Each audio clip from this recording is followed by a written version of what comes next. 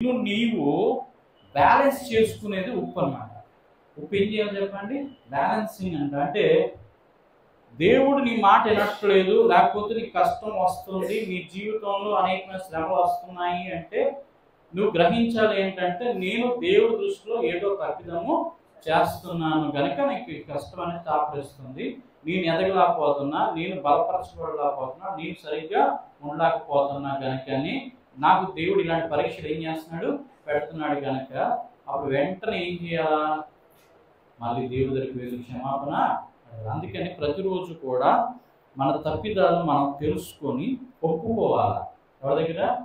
అతి దుఃఖంతో పశ్చాత్తాపంతో దేవుడితో ఒప్పుకొని దేవాకి అన్నట్టు చేయనని దేవుడి దగ్గర మనం ప్రార్థన చేసుకోవాలి. అలా చేసుకున్నప్పుడు దేవుడితో సహవాసం కలిగినప్పుడు, బైబిల్ బాగా చదివినప్పుడు, బైబిల్ బాగా నేర్చుకున్నప్పుడు మీకు కష్టం అనేది రాదు. వచ్చినా ఆ కష్టము మీ తప్పిదం వల్లనే వస్తున్న సంగతి గ్రహించండి.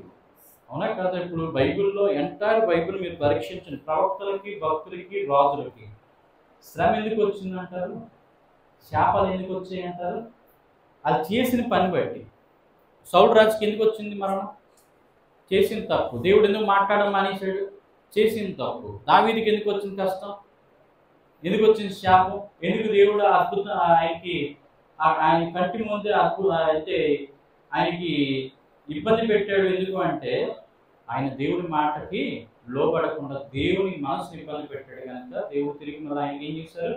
ఇబ్బంది కలిగేశారు. కనుక భక్తుడికి దేవునికి మధ్య ఉన్న సంబంధ బాంధవ్యం ఏంటంటే, ఒక వ్యక్తి ఇంకో వ్యక్తితో సరిగ్గా మాట్లాడటం లేదంటే తప్పు ఏదో ఉంది కనుకనే ఏమట్లేదు, కమ్యూనికేషన్ లేదు. అలాగే దేవుడు మనతో మాట్లాడటం లేదంటే there is something misconception is there. అంటే దేవుడు మనతో మాట్లాడాలి అంటే, దేవుడు మనకు కనిపించాలంటే, దేవుడికి అనుకూలమైనటువంటి రీతిగా మనం మారితేనే దేవుడు మళ్ళా మనం ఏం చేస్తే కరుణించి కటాక్షించి మనకి కృప చూపిస్తాడు. కనుక అటువంటి గొప్ప దేవుడు మనని ఉప్పుగా ఈరోజు నేర్చుకున్నటువంటి మాటలన్నీ కూడా మన మనసులో స్థిరపరిచి, నడిపించి, బలపరిచి, దీవించి ఆశీర్వదించును గాక. ఆమేన్.